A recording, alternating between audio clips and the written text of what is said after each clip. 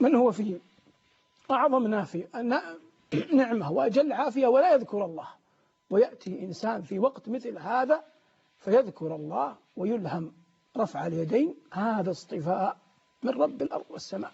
هذا يجعل المرء يعنى بسرائره. السرائر هي الطريق الأعظم لحسن الخاتمة. الله أكبر.